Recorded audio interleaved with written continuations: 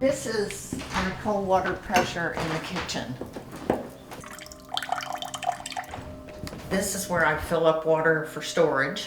Those are the things we have to fill up to flush the toilets. So you can see the sediment from the data center. Wow, and that's just from the water coming out of your faucet. Yeah. And this is what's in all the pipes. Just the well itself is probably 20,000, and that's not counting any of the All faucets. the replacement Yeah. of the fixtures and That's faucets just and the way. toilets and the lines that come underneath the house. It's overwhelming because you really feel like you are up against this huge wall that you can't penetrate. There's nothing that you can do, and they don't care. I'm here in Mansfield, Georgia, driving by Meta's new 2 million square foot data center facility.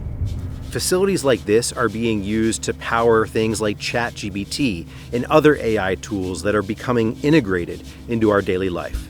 Data centers, going to be a very hot item. This entire supercomputer is built to power Grok. We see data centers as the most exciting asset class. Meta is building a 2 gigawatt plus data center that is so large it would cover a significant part of Manhattan. But data centers come with big costs, from light and noise pollution to the environmental impacts, to the potential rising costs of energy bills. These facilities put extraordinary demand on the power grid and require entirely new infrastructure. Oh my God. They should be responsible for that, not us. Search the internet for profits that Meta has made, Amazon, Microsoft. They can afford to pay for their own generation. We came to Georgia to ask two questions. What's the true cost of the AI revolution, and who should be paying for it? Your house is here, and the data center is right there. It's less than 400 yards. Beverly and Jeff Morris bought their home an hour's drive from downtown Atlanta in 2016, but their roots in the community run much deeper. Being in the country has always just been my peace and my therapy. When we found this place, we decided that this was it. It was perfect. I was actually raised probably 5 miles from here. It felt like coming home. The data center that's now the Morris' next door neighbor happens to be owned by Meta, the company you know for Facebook and Instagram, but has also been breaking into artificial intelligence. They started construction on this data center campus in 2018. Definitely changed everything. They destroyed the environment, taking down all the trees across the road. Beautiful pines, beautiful forest. The light pollution is... We don't have to have a night light in the house. You can walk around the house at night and see everything. It's that bright. This is a video of the dust from Facebook where the construction was. This is what it looks like right now. Out my front door. The wind blowing in all of this stuff from across the construction, across the road. This is all from Meta. Yeah, I was standing on my front porch. I think eventually that affected our well water. We're on a well here, and we started having issues with our well in 2018. I have to replace the hot water heater. I've replaced 2 washing machines and a dishwasher because of the sediment that's coming in. A lot of what the Morrises are facing is from the polluting effects of this massive construction, but that's only one part of the story. There are serious costs to communities once data centers are operational too. To explain that, we have to back up for a second. I wouldn't blame you if you were asking yourself, what the heck is a data center anyway? Their origins date back to early, clunky supercomputers or mainframes in the 1950s and 60s. And then in the 90s, with the birth of the internet, the modern data center was born as a way for internet providers to connect businesses and the world to the web. In the 2010s, data centers became larger as they became critical to new cloud storage. To the cloud. With the cloud, we share a sync folder that allows us to all work on the same documents. Everything from your pet photos to entire workplaces to files for video streaming, like this video you're watching right now. We're in the cloud. Today, we are in the midst of a tectonic shift in processing needs, as large as the birth of the internet. Artificial intelligence. A transformational moment for data center demand. But the thing is, AI processing demands are much larger. One report showed that a Google search using a ChatGPT-like AI feature used 30 times as much power as a normal Google search.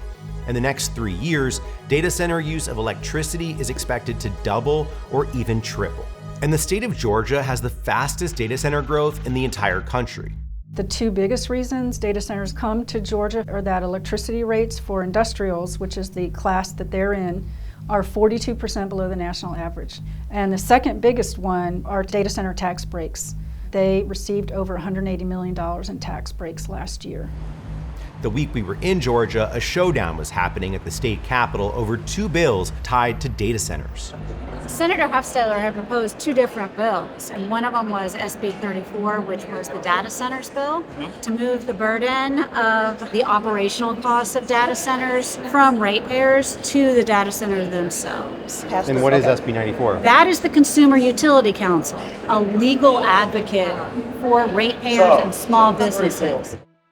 Bills like these are the result of mounting residential anger and the work of dedicated advocates across the state, like Diana Dietz, who lives 50 miles away from the Capitol in Fayette County. This is a huge industrial project plopped in a residential area. This was the original plan, 122 acres. And then the Development Authority got involved. In 2022, officials in Fayette County voted to annex and rezone an additional 412 acres for a data center campus.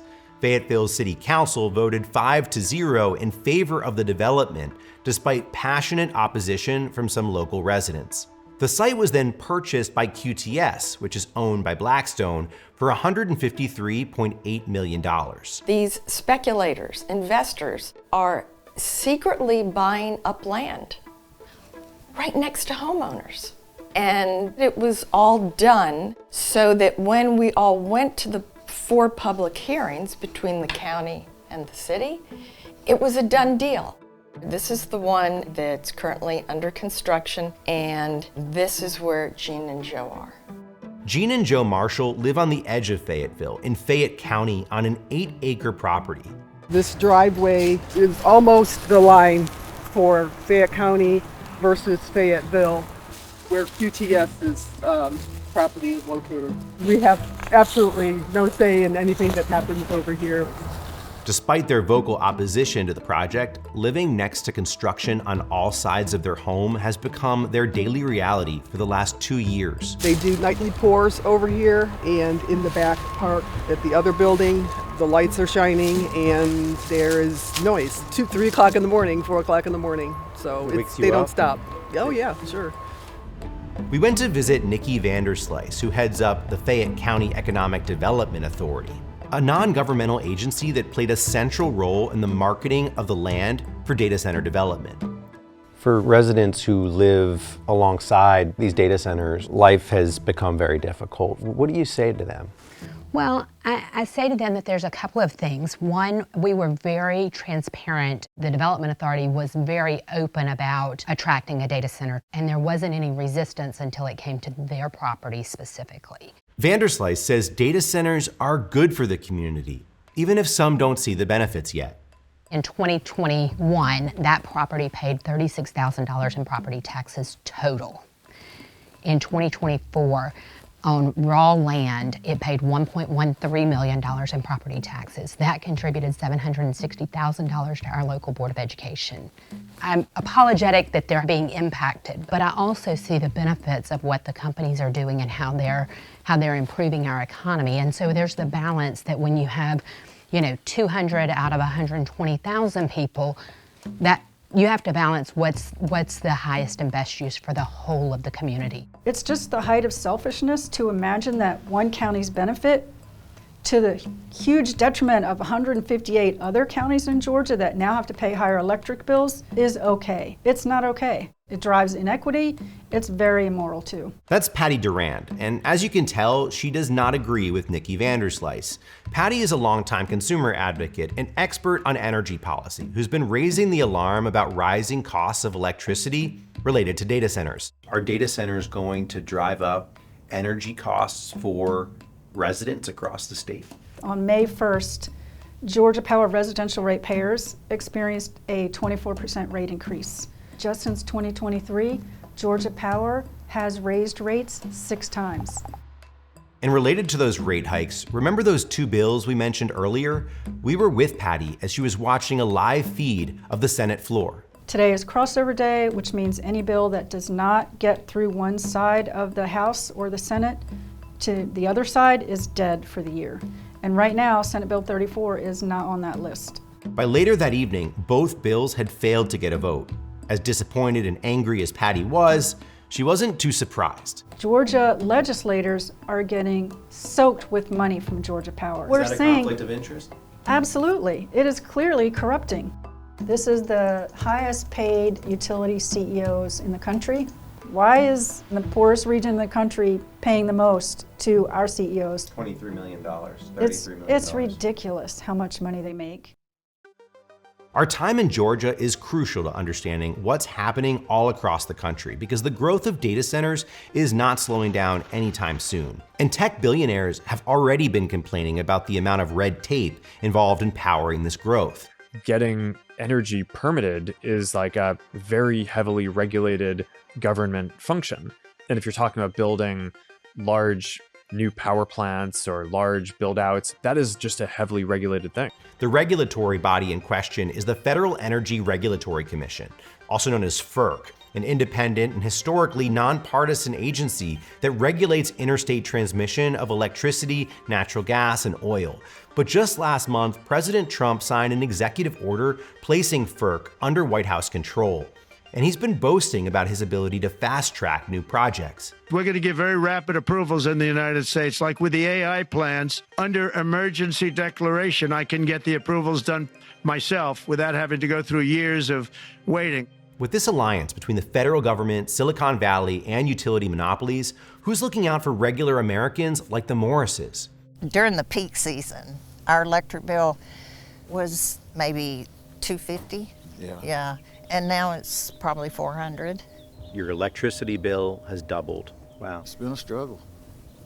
Every month it's a struggle. Jeff would like to retire, but he keeps working because we have to pay our bills. Do you think that people should have to pay more because of data centers? No, absolutely not. They should pay for that difference. It's hard enough for a regular person to pay their electric bill as it is. I don't think that's right at all. We reached out to the big tech companies, including Meta and QTS, asking for an interview and a tour of their facilities, but both declined to participate in the story. Duran says despite the bill's failure, the fight will go on. A number of other states have similar bills up for debate right now. The reason I think other states should pass it, whether we do or not, is that data centers could possibly come to their state next. There needs to be legislation to protect them because by all accounts, data center growth is going to be very fast. Before you go, please support our work by liking this video and subscribing to our channel. We're always looking to tell more stories like this one, unpacking economic systems that impact all of our daily lives. What other issues do you want to see us cover? Sound off in the comments, and again, don't forget to like and subscribe.